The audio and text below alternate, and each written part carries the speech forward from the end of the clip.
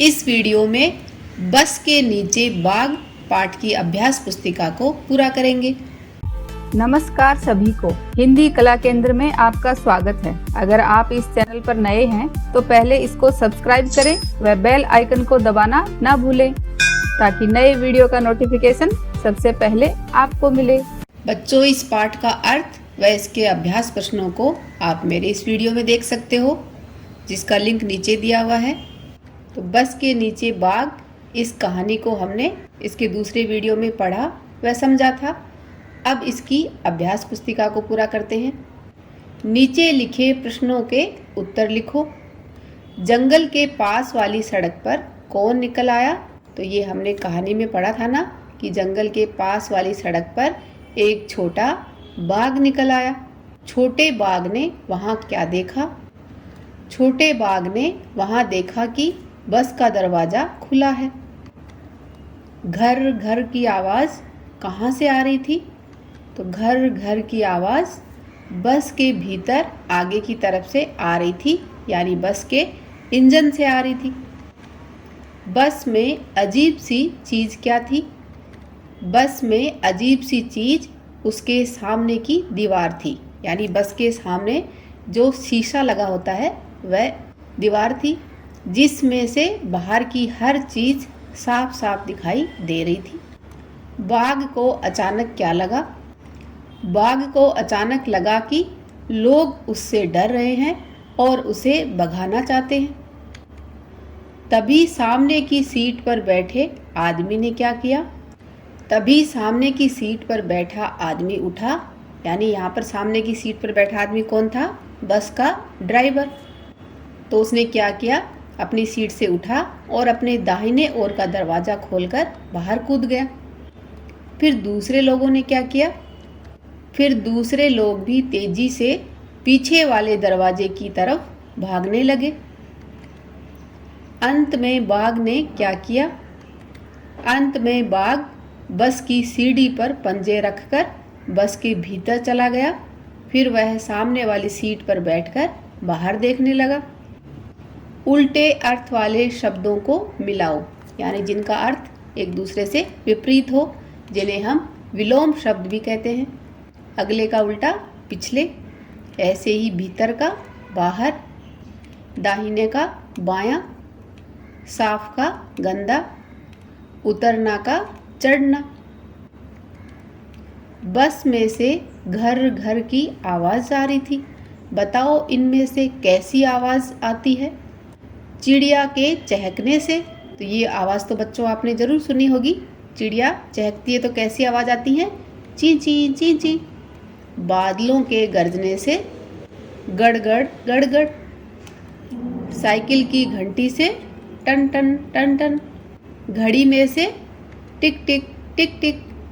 पानी के टपकने से, टप टप टप टप। नीचे दी गई वर्ग पहेली में से पालतू पशु और जंगली जानवरों के नाम छांट कर लिखो। तो इस वर्ग पहेली में से आपको बताने हैं, कुछ जानवरों के नाम हमें अलग करने हैं और उनको फिर वो पालतू पशु हैं या जंगली जानवर हैं इसमें लिखना है। तो सबसे पहले शुरुआत करते हैं जंगली जानवर से। तो सबसे पहले हाथी, भेड़िया, ये देखो भेड़िया। लोमड़ी, ये रही लोमड़ी। बाघ, बाघ ये रहा। शेर, शेर। और बिल्ली, ये आ गई पालतू पशु में, तो ये रही बिल्ली। घोड़ा, ये रहा। बकरी, गाय, ये रही। बैल, ये देखो। और कुत्ता। इसके अलावा अगर आपको कोई पालतू पशु या जंगली जानवरों के नाम दिखाई दे रहे हैं तो आप मुझे कमेंट बॉक्स में लिखकर बता सकते हो। पाठ के आधार पर वाक्यों पर सही अथवा गलत के निशान लगाओ। किसी जंगल में एक बकरी का बच्चा खेल रहा था, तो ये बात गलत है क्योंकि जंगल में तो एक बाघ का बच्चा खेल रहा था।